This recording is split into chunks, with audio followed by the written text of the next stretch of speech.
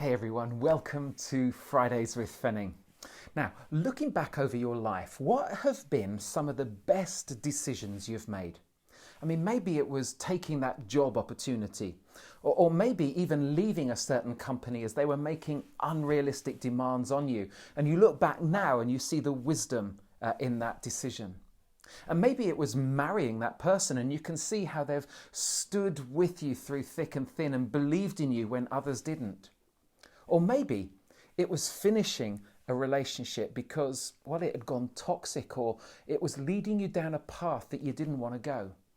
You know, often we think our best decisions are based on our big decisions. But if you think about it, the big choices only have to be made every so often. Most of life is based around making lots of small choices that can then help us when we have to make the bigger decisions. So, over the past few Fridays with Fenning, I've picked up on two great ways to make better decisions in life. Firstly, get advice. Use the wisdom of others to help make the better choice. Ask the audience or phone a friend. You know, Solomon, known for his wisdom, says get all the advice and instruction you can so that you will be wise the rest of your life. The second was to ask the question, what's the wise thing to do? You know, in light of my past experiences, my present circumstances, and my future hopes and dreams, what is the wise thing to do?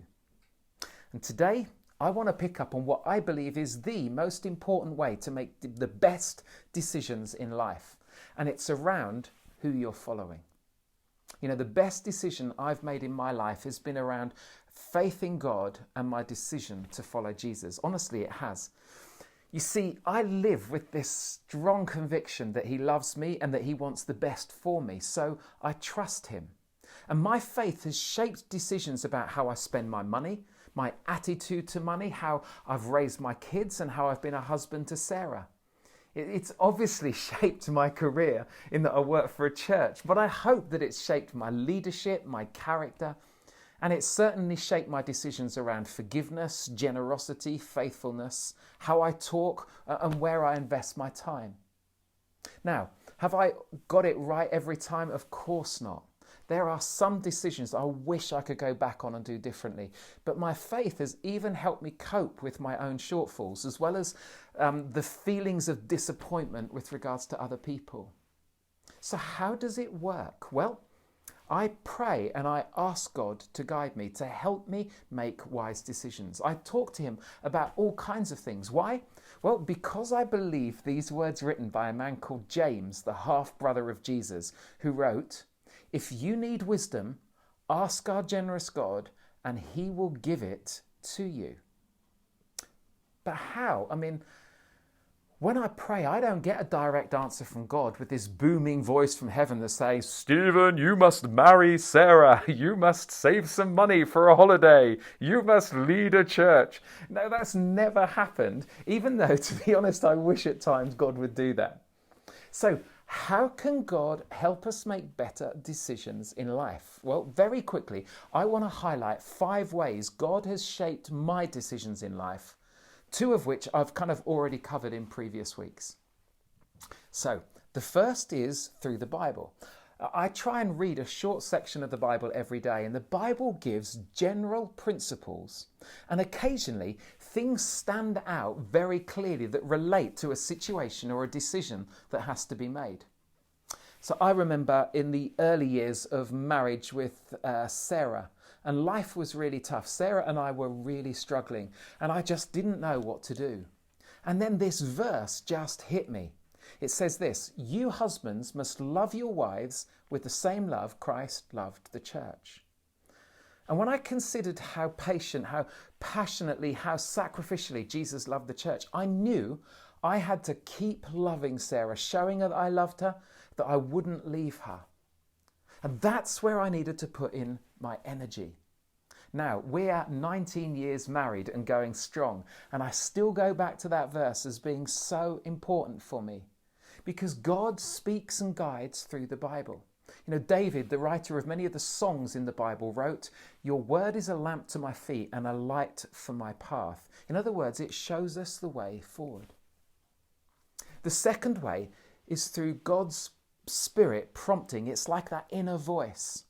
When I was 19, I attended an event in London that was celebrating the life of a singer-songwriter who had recently died in a plane crash. They played some of his music and shared a vision that he'd had of 100,000 young people doing some sort of short-term Christian work. And at the end of that evening, I had such a strong sense that I should leave college, leave farming, and get involved in helping others find out about Jesus. It was such a strong feeling, as if God was nudging me to do something different. And I am so glad he did. And he still does today. Sometimes I sense God nudging me to give some money to help someone in need, or to have a specific conversation with someone, or to pray with them. You know, over the past couple of years, I have really struggled over a situation that's kept me awake at night, that's dominated my thinking, and it's really pulled me down. And I felt God nudge me to pray for the people involved, to pray that God would work for good in their lives, that he would bless them. Now, that's advice given in the Bible too, but that nudge has given me something positive to do, to view, and it's got me to view the situation differently and helped me sleep better too. Now, I believe that's God's Spirit guiding me to better decisions. The third way that he helps me make better decisions is through giving wisdom. You know, it's asking that question in the light of my past experiences, my present circumstances, and my future hopes and dreams. What is the wise thing to do? Now, you can recap on that by listening to Fridays with Fenning just 2 weeks ago. The fourth is through other people. You know, more often than not, this is how I've learned to make better decisions. I've sought out wise people to learn from, to ask questions and to talk through situations. And their advice has been invaluable to me. And I believe that God has used so many people to help me learn to make better decisions in life. Again, you can hear more about that by catching up on Fridays with Fenning just 3 weeks ago. And the fifth way that God shapes my decisions is through signs, circumstantial signs. I remember my first wife, Sarah, having a miscarriage just at the time when I should have been going away to work at an event for 3 weeks. And it was the biggest paid event that I did all year. And we really relied on that money. And it was obvious that I needed to stay at home for the first week, but we just weren't sure whether I should go and work the last 2 weeks, leaving Sarah at home. And so we decided that we would set some time aside just to pray about it. And I went into the kitchen and I put the kettle on so that we could have a drink as we prayed. And I heard this rustling at the door. And I went and I found an envelope had been pushed through the letterbox.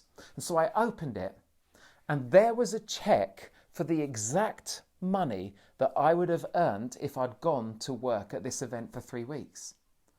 I honestly don't think the person who gave us that money had any idea about our needs. But for us, this was the sign from God saying that I should stay at home and support Sarah. It was just incredible. Now, these things don't happen often, but they do happen.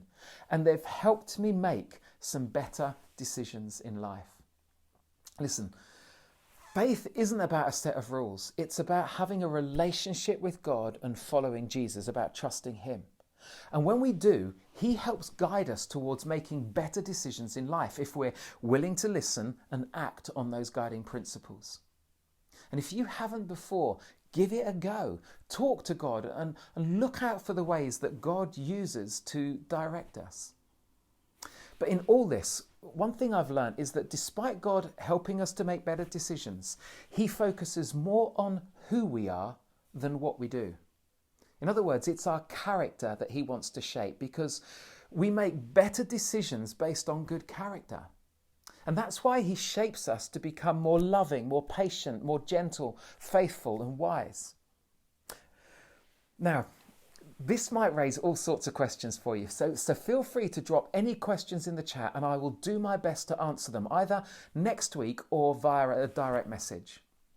Hey, look, thank you so much again for watching. I hope you have a great weekend. Take care.